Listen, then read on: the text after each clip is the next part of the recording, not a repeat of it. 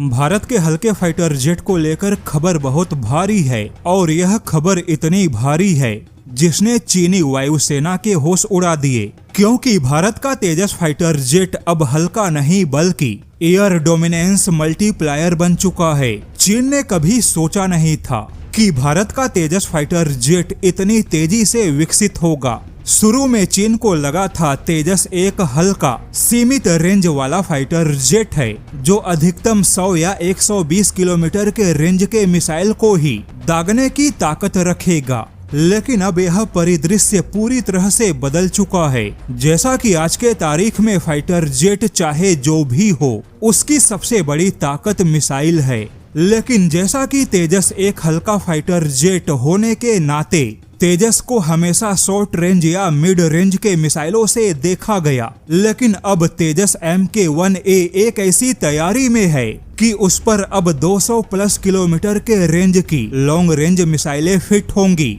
जी हां, आपने एकदम सही सुना। भारत के तेजस MK-1A फाइटर जेट के पास में 200 प्लस किलोमीटर के रेंज की हवा से हवा में मार करने वाली मिसाइल होगी और यह सब कुछ इजराइल की वजह से संभव होगा। खबर है कि इजराइल ने भारत को स्काई स्टिंग जैसे हवा से हवा में मार करने वाले मिसाइल का प्रस्ताव दिया है और यह प्रस्ताव भारत के तेजस फाइटर जेट को लेकर है। इजराइल की डिफेंस कंपनी राफेल एडवांस ने दावा किया कि वह केवल 18 महीनों में स्काई स्टिंग जैसे मिसाइल को तेजस MK-1 में इंटीग्रेट करेगा और इसमें 2 या 3 फायरिंग टेस्ट की आवश्यकता होगी, यानी कि मिसाइलों के इंस्टॉलेशन के समय केवल 2 या 3 मिसाइलों का फायर टेस्ट होगा। अब यहाँ पर आपको बता दे कि अगर तेजस में यह लॉन्ग रेंज की मिसाइल फिट हो गई तो तेजस के पास भी सुखोई 30 MKI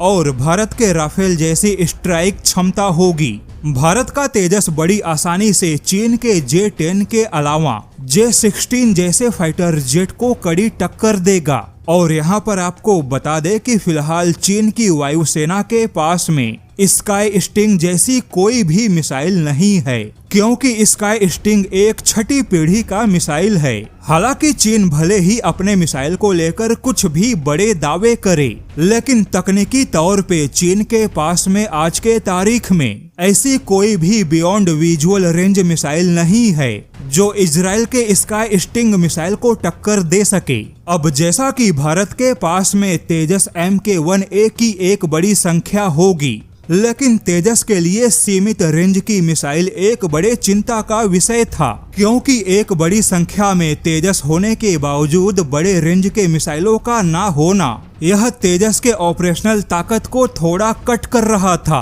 लेकिन जैसा कि इजराइल ने भारत को स्काई स्टिंग मिसाइल का विकल्प दिया, जिससे कि भारत के एक बड़ी चिंता का समाधान हो गया। अब यहाँ पर बता दे कि तेजस भले ही एक हल्का फाइटर जेट है, लेकिन तकनीकी तौर पे तेजस बिल्कुल भी हल्का नहीं रहा और अब इसी तेजस के पास में एक लॉन्ग रेंज की दमदार और छठी पीढ़ी का मिसाइल होगा।